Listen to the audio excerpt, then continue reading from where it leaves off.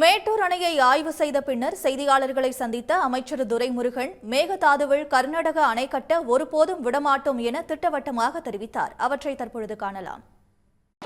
எங்க உபநீர் நாங்க தீக்கிறோம் பண்ணிக்கிறோம்.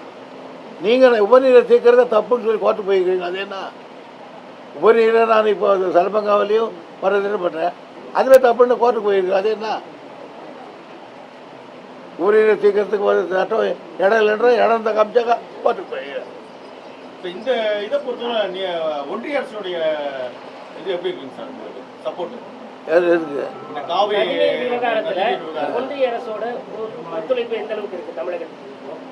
எனக்கு ஐயப்பாட்டுக்குரியதாக இருக்கு. ஏன்னு கேட்டீங்கன்னா,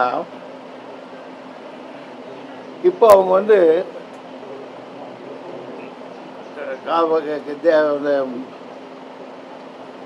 என்ன நினைக்கிட்டு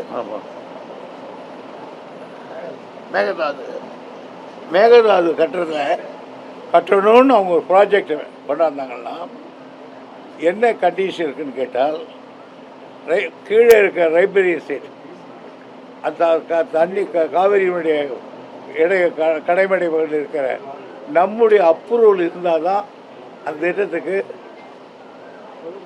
அப்ரூவல் கொடுக்க முடியும். அதுதான் முறை. ஏற்கனவே ஒரு முறை நம்ம கேட்காம அவங்க ஒரு ஃபீஸிபிள் ரிப்போர்ட் தயார் பண்ணி கொண்டு போனாங்க. கொண்டு போய் அதை சென்ட்ரல் வாட்டர் கமிஷன் ஓகே கூட சொல்லிட்டாங்க. ஆனால் மற்றவங்கெல்லாம் வரலன்னு சொன்னோன்னே அதை எடுத்து போட்டாங்க. நாங்களும் போய் சொன்னோம், அதோடு கேட்டு போயிட்டாங்க.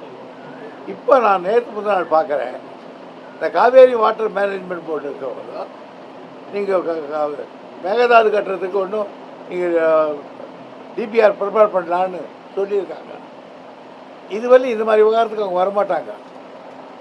இதை இப்போ டிபிஆர் பண்ணான்னா நேராக சென்ட்ரல் வாட்டர் தான் போகணும்.